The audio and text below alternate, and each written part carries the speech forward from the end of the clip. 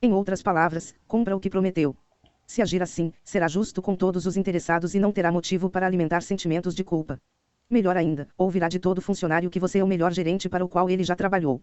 Criar uma verdadeira meritocracia significa ir além de uma meritocracia pro forma, aquela que diz que as pessoas serão premiadas pelo desempenho, mas cria uma pequena diferença salarial, digamos, de 10% a 15%, entre os melhores funcionários e os funcionários medíocres. Significa promover pessoas quando elas estão prontas para dar uma maior contribuição e galgar o próximo degrau, independentemente de idade, dos anos de serviço ou dos ressentimentos de terceiros que não foram premiados. Se você não criar uma verdadeira meritocracia, os funcionários jamais acreditarão que você esteja levando a sério o desempenho, os resultados e os lucros. Todos pensarão, ele diz que quer lucros, mas fulano está contribuindo para os lucros da empresa e, no entanto, não recebe muito mais do que cicrano, que em nada contribui. Se tomar medidas dramáticas, decisivas e óbvias para todos, promovendo, pagando e despedindo o pessoal com base no desempenho, ficará surpreso com a rapidez com que todos se concentrarão em melhorar os resultados. Muito poucas organizações chegaram realmente a experimentar esse método, mas é algo que funciona sempre. Certa vez, alguém me disse que, em média, o funcionário que trabalha em uma empresa em que o sistema de compensações é baseado nos resultados leva apenas 5 a 7 segundos para perceber o modo de atingir esses resultados. 3. Nos estabelecemos para lucrar. De fato, nos estabelecemos para ganhar o máximo possível. O lucro é a forma mais precisa e completa de determinar se somos realmente os melhores. Mede a satisfação dos clientes com nossos produtos e serviços e a eficiência com que somos capazes de organizar e operar para produzir essa satisfação. O lucro beneficia a todos nós. Proporciona dinheiro para os acionistas, para o pagamento de gerentes e funcionários e para os investimentos que fazem a empresa crescer. Isso, por sua vez, cria boas oportunidades de emprego. Quando os lucros diminuem, todos sofremos. Etapa 5. Nunca peça desculpas por pensar em lucros. Certos acadêmicos e gerentes ineficazes costumam dizer que os funcionários não reagem favoravelmente ao lucro como motivação básica, pouco se lhes dá que os acionistas fiquem mais ricos ou pobres. A prática, porém, desmente essa afirmação. As pessoas não apenas reagem favoravelmente à ideia do lucro, mas também anseiam por medidas claras de desempenho e resultados, tanto para a empresa em que trabalham como para si mesmas. Se você disser, estamos aqui para enriquecer os acionistas, é claro que a reação dos funcionários não será favorável. Se, porém, você disser estamos aqui para ser os melhores, cada um de nós e todos nós, para usar nosso vigor e criatividade no sentido de melhorar e realizar mais por todos os meios possíveis, para receber uma recompensa proporcional ao nosso desempenho, e tornar tudo isso possível maximizando os lucros da empresa, eles entenderão, mostrarão interesse e voltarão os olhos para o objetivo certo. O importante é transmitir a mensagem global e, em seguida, demonstrar por meio de ações que você fala sério, como será indicado no decorrer deste livro. Nunca se desculpe pelo esforço de maximizar os lucros. Não há por que pedir desculpas. Se você for franco e a favor de aumentar os lucros da sua empresa, seus funcionários agirão da mesma forma.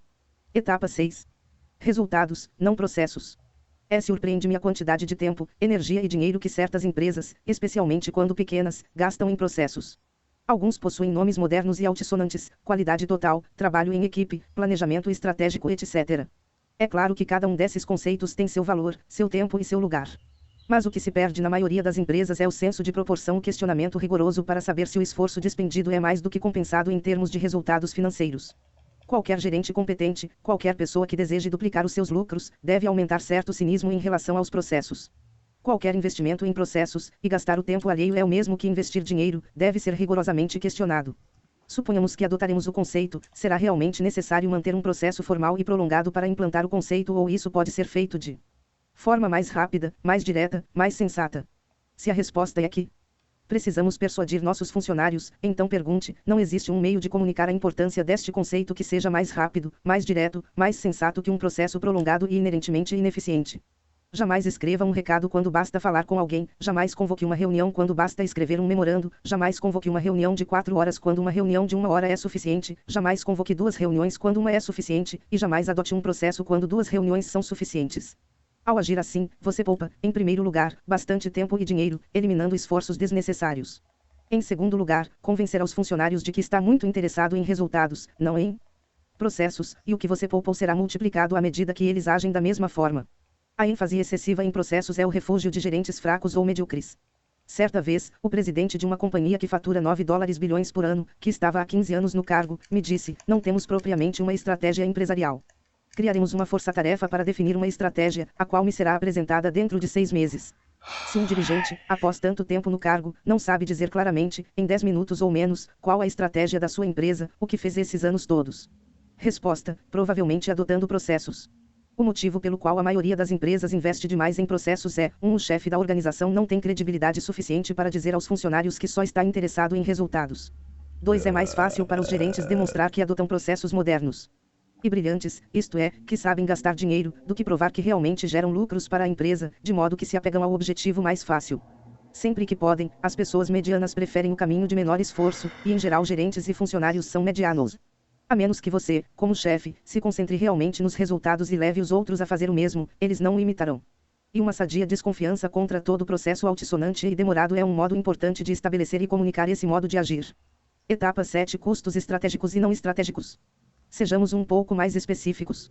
Em minha empresa, como em outras, grandes e pequenas, muito bem administradas e muito lucrativas que conheço, todos os custos são divididos em duas categorias: custos estratégicos, definidos como tudo aquilo que diretamente gera negócios e faz aumentar os lucros, como, por exemplo, custos de vendedores, mas não de gerentes de vendas, publicidade, se estiver produzindo resultados, e P&D, pesquisa e desenvolvimento, comercializável.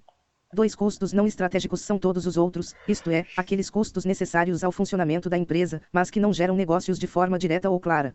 Todos os custos administrativos pertencem a esta categoria: gerentes, pessoal e material de escritório, aluguéis ou custo de imóveis, consultores, advogados, computadores, etc. Esta categoria costuma incluir também os custos de operar a produção de bens ou serviços. Em minha empresa, todos os relatórios de custos, que, por sinal, são poucos, pois a contabilidade de custos tende a se transformar em apenas mais um processo, se você deixar que isso aconteça, são divididos em duas categorias: custos estratégicos e não estratégicos. Sempre que os gerentes da minha empresa se reúnem para discutir uma nova diretriz, um novo investimento ou como aumentar os lucros, classificamos automaticamente todas as respectivas despesas como estratégicas ou não estratégicas.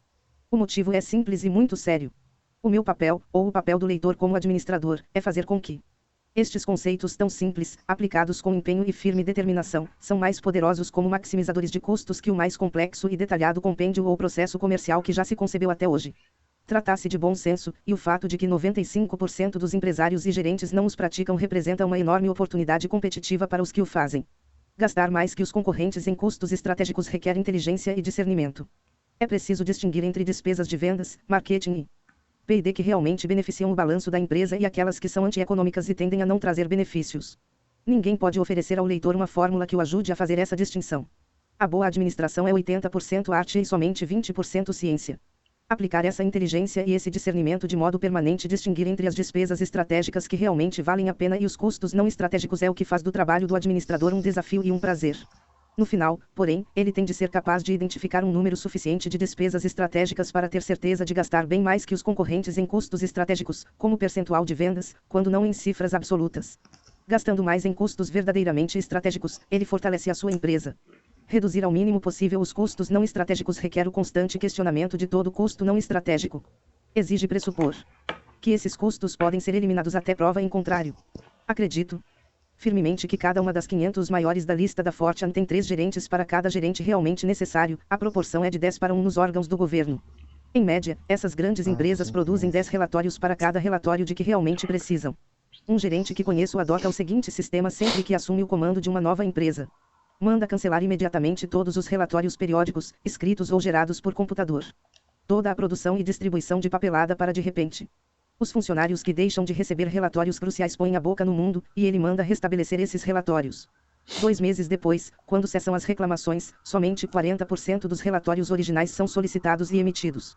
Em média, as firmas ocupam 2 vezes mais espaço de escritório do que precisam. Em termos de computadores, possuem pelo menos 3 vezes mais capacidade do que precisam. Você já calculou a taxa de utilização do que é? Sua firma investe em computadores. Prepare-se para ter um choque. Acredito piamente nisso. Às vezes encontro uma firma na qual esses desperdícios não acontecem. Mas para maximizar os lucros, para reduzir ao mínimo possível os custos não estratégicos, precisamos partir desses pressupostos e desse cinismo, e deixar o ônus da prova a cargo dos que desejam justificar os custos, não dos que desejam eliminá-los. Etapa 8. Não quantifique demais as coisas. E os pais são matemáticos e fizeram com que todos nós, meus irmãos, minhas irmãs e eu aprendêssemos cálculo diferencial e integral aos 8 anos. Toma. Na universidade, fiz um curso especial de matemática por 2 anos. Muitas vezes os professores enchiam 3 quadros negros para demonstrar um teorema que era intuitivamente óbvio. Essa experiência me tem sido útil de muitas formas, mas, sob certo aspecto importante, eu, como empresário, tive de esquecer toda a matemática que aprendi. Ninguém deve perder tempo quantificando um problema cuja solução já conhece, nem gastar mais de alguns minutos para quantificar algo quando há grande probabilidade de que já saiba a resposta certa. Há pouco tempo, conversei com o chefe de uma pequena empresa de assistência médica, faturamento de 4,3 milhões de dólares, que decidira pagar 50 mil dólares para quantificar o tamanho do mercado total. A empresa sabia que a sua fatia de mercado era menos de 1%, mas queria saber se o mercado total era de 2, 3 ou 4 bilhões de dólares, ou seja, se a sua fatia era de 2 décimos, 1 décimo e meio ou 1 décimo de 1%. Que importa isso? Para melhorar o balanço da empresa e para aumentar a participação no mercado, as medidas tomadas internamente são muito mais importantes que qualquer quantificação desse tipo.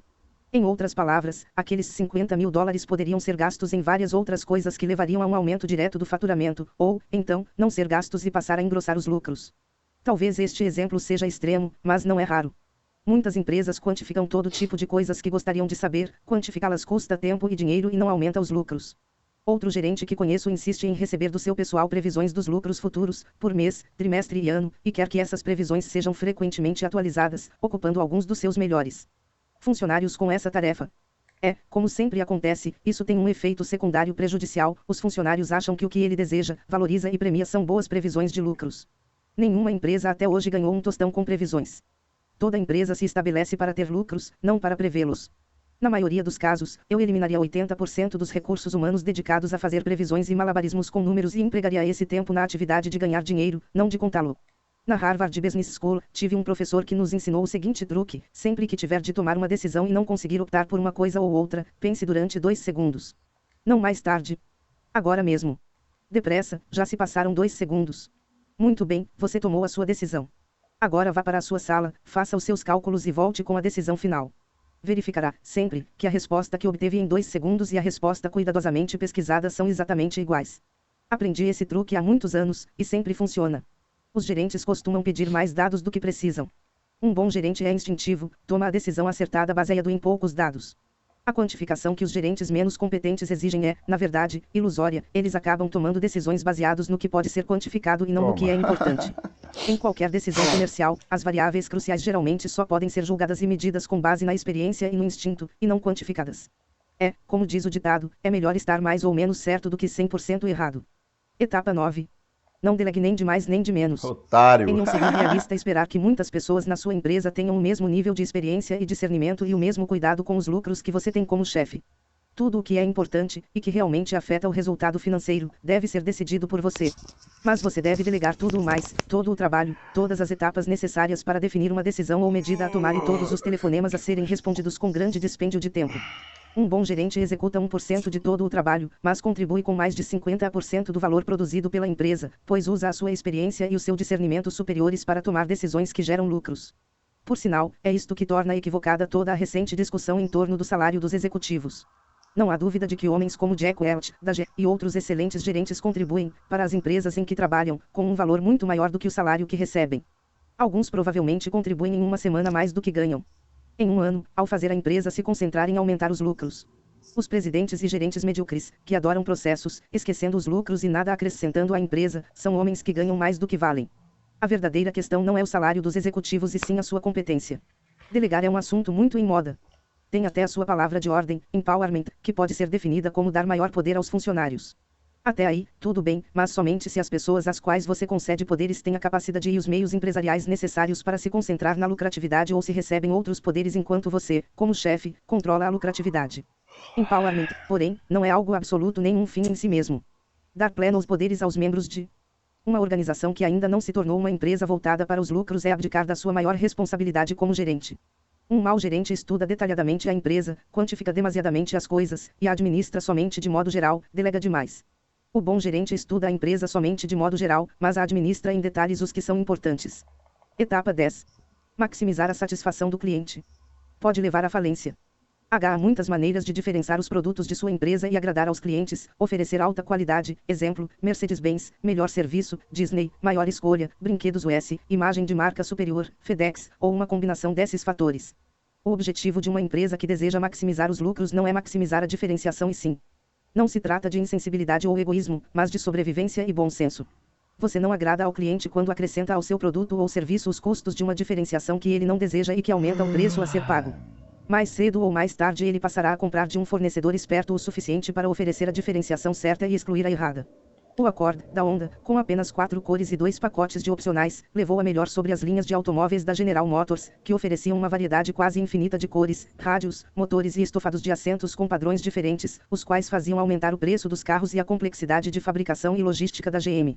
A Honda eliminou os custos dessa variedade desnecessária, embolsou parte da economia que fez e ofereceu o restante dela ao cliente sob a forma de qualidade superior e padronizada. A Elliots revolucionou a indústria de meias calças e ganhou muito dinheiro quando compreendeu que as mulheres não precisavam pagar os altos preços de uma fina loja de departamentos para comprar um item rotineiro e prosaico, de uso diário. Manter na medida certa o que será oferecido ao cliente, é aí que estão os lucros, é isso que exige discernimento e torna tão interessante a tarefa de administrar uma empresa. Você deve conceber um meio de oferecer um tipo superior de diferenciação, do contrário nada tem a vender. Mas a vasta maioria das pessoas em sua organização, vendedores, engenheiros, publicitários, empresários, é treinada para acrescentar diferenciação. Quem é treinado para eliminar esses dispendiosos elementos de diferenciação pelos quais o cliente não está, ou não está mais, disposto a pagar? A resposta é, muito poucos. É por isso que é tão importante que você treine a sua organização no sentido de criar uma cultura que pergunte: quanto é que o cliente está disposto a pagar? Maximizar a satisfação do cliente é uma frase banal e uma forma de fugir à responsabilidade. Se realmente deseja isso, reduza o seu preço a zero ou dê ao cliente uma viagem gratuita para o Havaí ou um carro novo todos os meses. Assim ficará também completamente falido. O melhor para o cliente, para você e para os lucros da sua empresa é distinguir entre o tipo de diferenciação pela qual o cliente paga e aquelas outras coisas que é bom ter, mas o cliente não paga. Etapa 11. Tempo estratégico e tempo não estratégico. Tal como existem custos estratégicos e não estratégicos, existem também tempo estratégico e tempo não estratégico. Item tempo estratégico é definido como tudo o que se faz e produz lucros. Item tempo não estratégico é tudo aquilo que é trabalho e atende às exigências de algum processo, mas não contribui para aumentar os lucros. O papel de um bom administrador é comunicar aos funcionários, por meio de palavras e atos, que o primeiro lhe agrada muito e que o segundo lhe desagrada. Se você mudar a forma pela qual administra o seu tempo e estimular as pessoas à sua volta a fazer o mesmo, verá centenas de mudanças de comportamento por parte de todos os membros da organização, os quais esperam que a chefia lhes dê o exemplo. Os funcionários respondem favoravelmente a vários sinais não verbais que você transmite. Como age,